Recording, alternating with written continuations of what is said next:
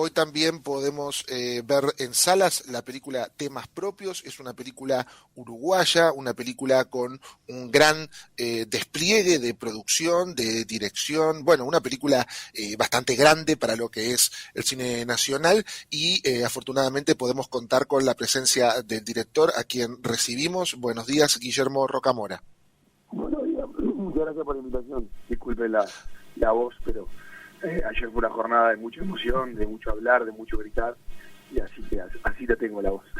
Imagino que sí. Ayer fue el junket de prensa de Temas Propios a la tarde y de noche la presentación en la Van Premier. ¿Cómo estuvo eso, Guillermo?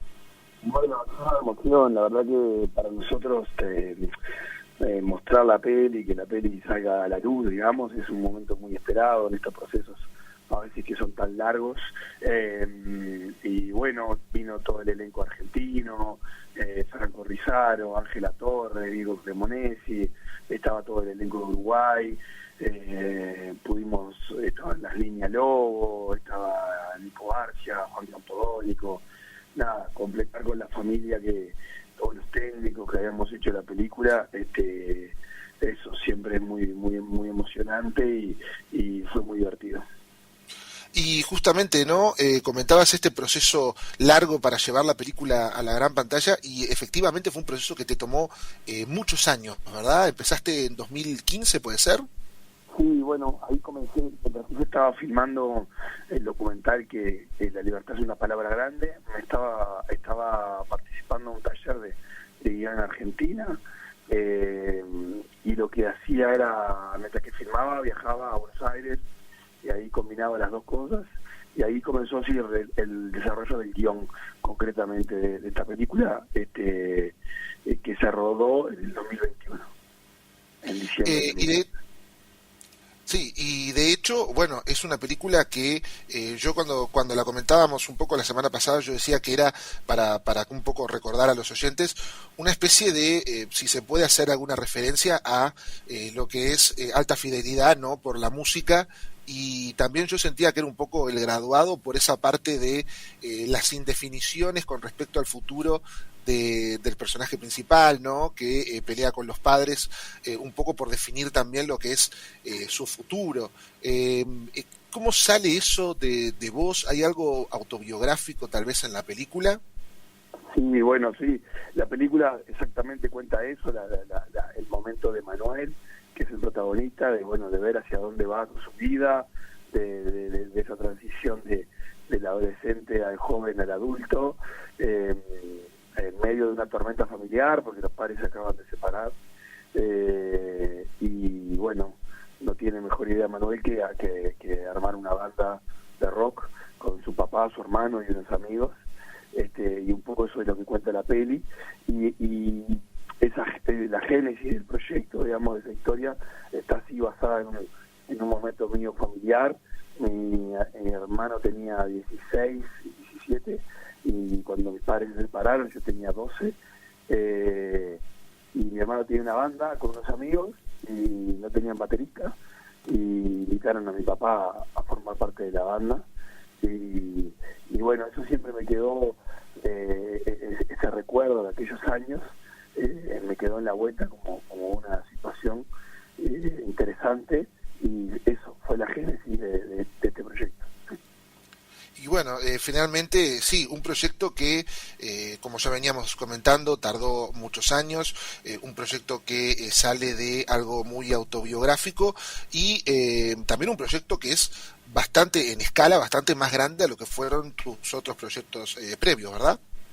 Sí, totalmente, no, esta es una película mucho más grande, no solo a nivel presupuestal, a nivel de elenco, incluso te diría que hasta a nivel narrativo, hay más de un personaje que son los que lleva la historia adelante, hay un laburo de la música, de la banda sonora incluso más grande que el solo, de elegir las bandas, de elegir la música, de elegir cómo era la música del padre, cómo era la música del hijo, la verdad que sí, que es un proyecto, yo siento un poco como de mi madurez, digamos, ¿no? que está asociado a dar un paso hacia adelante en eso y animarme a hacer algo bastante más grande, es una coproducción con Argentina, por eso hay tanto elenco de allá. Trabajé con actores impresionantes de acá y allá, trabajé mucho en la construcción de los personajes con ellos. Sí, la verdad que fue un gran desafío, y yo siento que la peli hoy se muestra así, como una peli grande, digamos, ¿no? Sí, sin dudas, sin dudas. Yo comentaba, ¿no?, que es una apuesta muy grande para el cine uruguayo, y también es algo que es muy interesante y lindo de ver también, ¿no? Cuando las películas de repente que son nuestras y que nos involucran de esa forma, pueden también tener este tipo de salida y este tipo de relevancia mediática, ¿no? También, bueno, justamente, tú comentabas el tema de, bueno, crear la música y que la música es algo tan importante dentro de la película. Entonces quería preguntarte también, ¿cómo fue ese proceso de encontrar canciones para los personajes? ¿Fue algo parecido tal vez a lo que es una película musical en cierta forma? Sí, sin duda, para mí la película tiene muchísimo musical. Podría decir que es una comedia dramática musical, o una comedia familiar musical, Sí. porque bueno, desde el guión tenía que un par de premisas muy importantes respecto a lo musical, que era que el hijo, el protagonista Manuel, estaba armando una banda, pero que su papá había tenido una banda cuando era joven.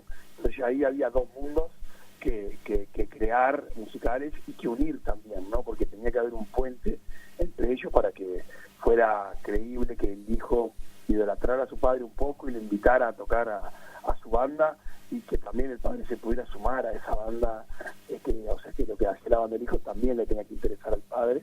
Entonces esa fue como la premisa compleja de armar, y ahí tuve la suerte de trabajar con Juan Campodónico y con Martín Rivero como los supervisores musicales, porque bueno, fueron ellos los que trajeron todas las propuestas, las ideas, y yo creo que se logró además una comunión muy linda, rescatar un cancionero de uruguayo muy interesante. Sí. Toca Psicosound, de los Chicos Eléctricos, Gris, de Luz Lascano, tocan y cantan las Niñas Lobo. El tema original que compone el protagonista durante la película es un tema de Niña Lobo. está Palo Pandolfo, con Ella Vendrá, está Gianluca Grignani, con Mi Historia Entre Tus Dedos. No sé, hay realmente una gran banda sonora, que estuvo muy cuidada, y que para mí fue una herramienta muy grande también narrativa, no solo para contar a los personajes de lo que estaban viviendo, sino también para disfrutar de la música y para filmar un poco de música de modo lúdico, digamos, que yo creo que también le hace muy bien a la película, porque le da grandes momentos de respiro que te permiten pensar en lo que está pasando, en lo que estás viendo. Y ya para ir cerrando un poquito, ya que estamos hoy, que es la noche de la nostalgia y que es una película donde hay tanta música, ¿cuál sería tu playlist nostálgica, o la playlist de tu vida? Si tenés que pensar en alguna banda o en alguna canción que te ha acompañado en toda tu vida. Bueno, yo siempre digo que mi universo musical es Durazno y Convención, digamos, ¿no? Que esa es mi influencia más grande. Mirá qué lindo. Que fue, bueno, a través de mi viejo, que era el que traía la música a mi casa,